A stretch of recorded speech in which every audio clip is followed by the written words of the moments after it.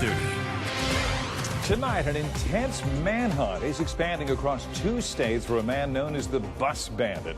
He's accused of stealing luxury motor coaches while scamming unsuspecting customers out of thousands of dollars. Our Andrew Kinsey broke this story. He joins us now live up in Erie Township, where, Andrew, this crime just has authorities there baffled. Yeah, Jerry, this is a quite unusual case. The police chief here tells me he's never worked one quite like it. A bus stolen from 2 states over. The accused thief, a career criminal who's now dodging police.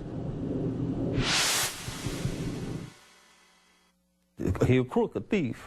Strong words from local boxing fans for this convicted felon accused of robbing them of a trip of a lifetime.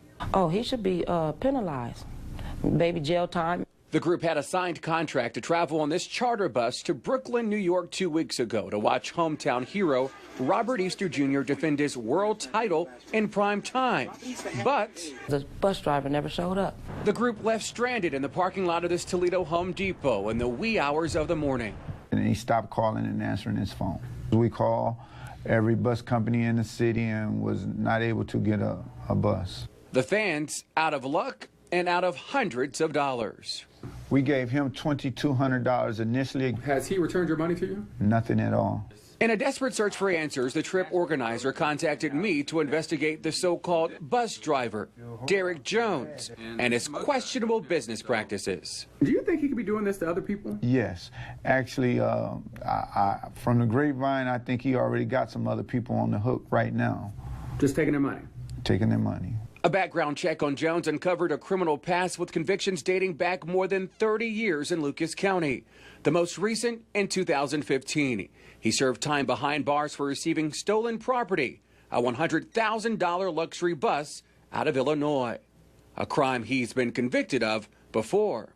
I'd like the $875 back, and we all would. Back in 2006, Jones ruined a summer trip to Texas for 22 people after police nabbed him for stealing another bus. A bad habit he just can't seem to break.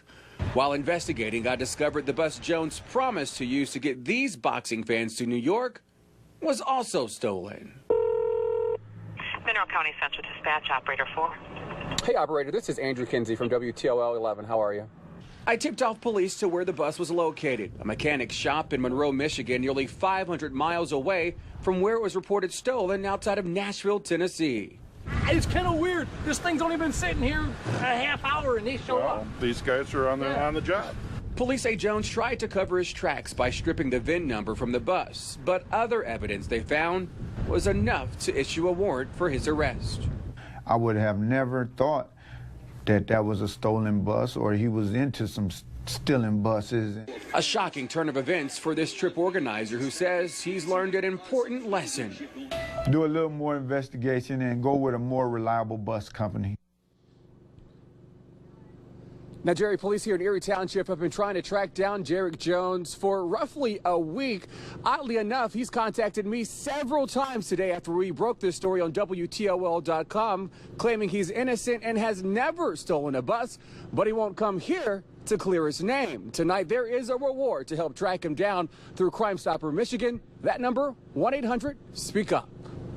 What a story, Andrew. And yes, I overheard you talking with him on the phone today, and I know that you said that police in another state are also looking for Jones. Yeah, Jerry, a small town outside of Nashville, Tennessee, where that bus was stolen from, they've got a warrant for his arrest. So once police here in Erie Township locate him, he'll be extradited to Tennessee to face similar charges. Thanks so much. Great reporting today. This case has caught... I'm not saying I'm no angel. You know, I've done things in the past, but this is the present. Tonight, a convicted bus thief is speaking out. Police finally catching up with Derek Jones. He's the man we told you about earlier this year, accused of using a stolen charter bus to scam local boxing fans out of thousands. As Andrew Kinsey reports tonight, his legal run-ins may be far from over. It's a story you'll only see on WTOL 11. And I'm thankful and grateful that he has been captured. It's a day James Easter thought would never come, an arrest made in a case that shook him to his core. I didn't sleep for a couple days. You know, it was some weary nights. Back in January, Easter claims he was scammed out of more than $2,000 by this guy Derek Jones. Jones was contracted to transport a group Easter organized to Brooklyn, New York to see his nephew defend his world boxing title in prime time.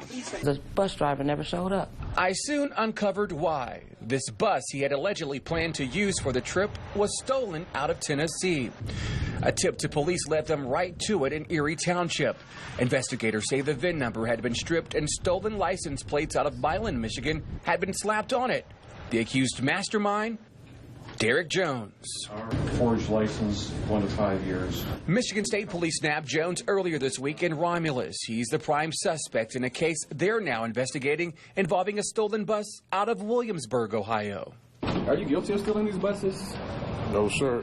Jones denies knowing anything about the stolen bus found earlier this year that police say he was photographed with and had plans to use for the group of Toledo boxing fans.